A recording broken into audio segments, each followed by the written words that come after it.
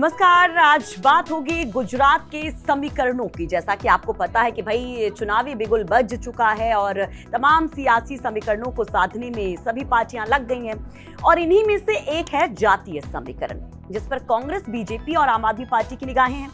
अब सवाल यह है कि गुजरात की सियासत में आदिवासी समुदाय की अहमियत कितनी है। चलिए आपको समझाते हैं और ये कितनी बड़ी एक बिसात बन सकती है इस चुनाव में जीत और हार की, वो बताते हैं। दरअसल गुजरात की 182 विधानसभा सीटों में से 27 सीटें रिजर्व हैं और ये वो सीटें हैं जहां गुजरात के 15% आदिवासी रहते हैं, जो इन सीटों पर खासा प्रभाव डालते हैं। इसके अलावा गुजरात की 35 से 40 सीटों पर आदिवासी वोटर ही हार जीत तय करते हैं, जो सरकार बनाने के लिए बहुत मायने रखता है। और यही वजह है कि बीजेपी, कांग्रेस से लेकर आम आदमी पार्टी आदिवासी समुदाय को अपनी ओर खींचने की कोशिश में लगे हुए हैं। और इस वीडियो में हम आपको बताएंगे आदिवासी समुदाय से जुड़े हर एक पहलू को और क्यों ये इतने महत्वपूर्ण है सियासी तौर पर, वो समझाएंगे।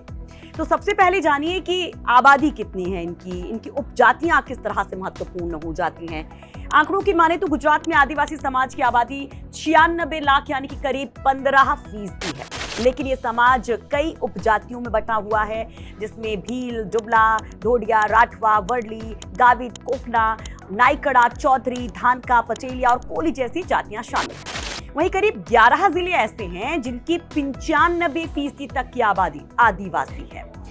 आदिवासी वोट बैंक पर अगर हम देखें तो कांग्रेस का दबदबा पिछले चुनाव में देखने को मिला था। 2017 के गुजरात चुनाव में आदिवासी समाज का 55% से ज्यादा वोट कांग्रेस को मिला था, जबकि महज 33% वोट ही बीजेपी को मिला था।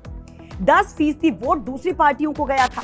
अगर 2012 विधानसभा चुनाव की बात करें तो कांग्रेस ने 27 में से 16 सीटें जीती थी, जबकि बीजेपी को 10 सीटें ही मिली थी। तो ये इतिहास था कि आदिवासी समुदाय पिछले चुनाव में किस तरह से किस पार्टी का साथ देता है। अब सवाल यह है कि बीजेपी की इस बार की कोशिशें क्या है। दरअसल बीजेपी जो है इस आदिवासी समुदाय को अपनी तरफ लाने की भरसक कोशिश कर रही है और आपको बताते कि कैसे। पहला तो आप यही देखिए कि आदिवासी द्रौपदी मुर्मू को राष्ट्रपति बना दिया जाता है। बिरसा मुंडा, टंटिया, भील जैसे आदिवासी नायकों पर बीजेपी का फोकस बढ़ता जाता है। मोदी सरकार में आदिवासी समुदाय को खास प्रतिनिधित्व दिया जाता है। आदिवासी बहुल इलाकों को ट्राइबल पार्क की सौगात दी जाती है।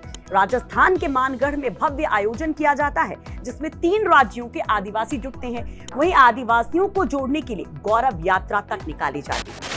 अब ये समझिए कि आदिवासियों को लेकर अहम मुद्दा क्या है। क्या वाकई में आदिवासी बीजेपी से खुश हुए हैं? ये सवाल इसलिए क्योंकि केंद्र सरकार ने जब पार, तापी, नर्मदा नदियों को जोड़कर बांध बनाने का एक फैसला लिया था, तो आदिवासी समुदाय इसका विरोध करना शुरू कर देता है। कई सालों तक इसका विरोध किया जाता है और उनका कहना होता है कि इस प्रोजेक्ट से गुजरात के 50,000 आदिवासी डूब क्षेत्र में आ जाएंगे।